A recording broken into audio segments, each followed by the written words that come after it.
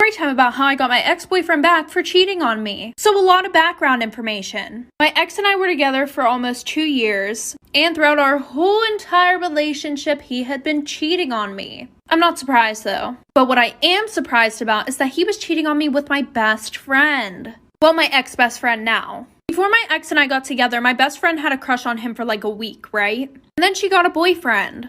And I had asked her, is it okay if I get with him? Like, him and I have been talking. He said that he really likes me. And she said, yeah, of course, that's perfectly fine. I don't care. I don't like him anymore. So I was like, okay, we're all good to go. So a month later, him and I start dating. Well, I found out that he was cheating on me when I went through his phone and saw all these nude pictures of my best friends and videos of them doing the nasty.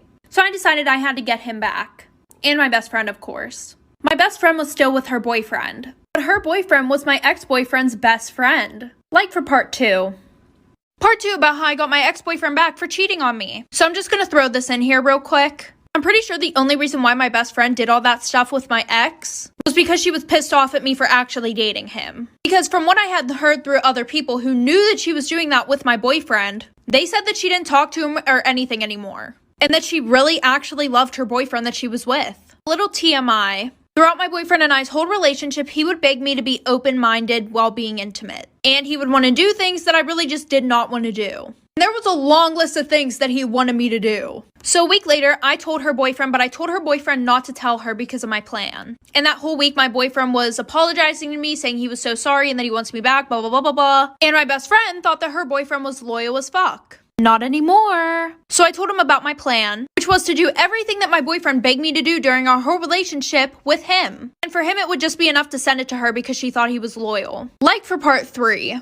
Part 3 about how I got my ex-boyfriend back for cheating on me. So like I said, I told her boyfriend my plan and everything like that, and he was on board right away. So he came over to my house, we did all that good shit. Oh, and I forgot to tell you guys. My ex-best friend had begged me not to tell her boyfriend. She was like, you don't get it, like I really love him, like I really don't want to lose him. And I told her that I wouldn't tell him. But I don't really know what her boyfriend did. All I know is that I sent the video to my boyfriend.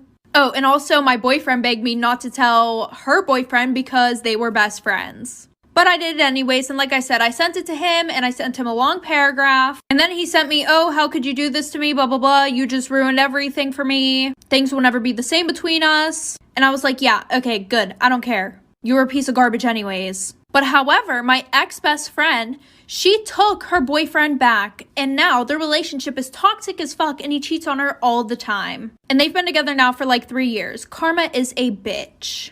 A couple years ago, I went to a party with my brother. So my brother and I walk into the house where the party is, then the party host comes up to us and he's like, hey guys, go pick a cup. And so we go pick a cup. There was like a pink cup, a red cup, a gold cup. I didn't think much of it, so I just grabbed the pink cup. I didn't really know that many people at the party, so I just got my pink cup, got some water, went to go sit down in the living room. It was alone, it was dark. I was like, this is perfect. I love being alone. Actually, no, I don't. I just don't have friends, but it's okay. So as I'm just like sitting down in the darkness alone, this random guy just comes and sits really close to me. So then the guy randomly just like taps me on the shoulder. He's like, look at my pants. And I was like, oh, nice jeans, whatever. And he's like, no, look. And so I look closely and, you know, his pickle down there is like sticking up. Like, oh my God. I was like, dude, no, like, no. And he's like, but you got the pink cup. And I was like, yeah. He's like, the pink cup means you're down to smash whenever. Like, what? You said what? Story time about how I snuck out of the house and got caught by my crazy psycho mother. Warning you guys, but here we go. At the time, I was 19 and I just got done with my first year at a university. And while I was at school, I met this cute boy, which we're going to call Kendrick. And that whole year, we were talking. So summertime rolls around and I go back to live with my parents.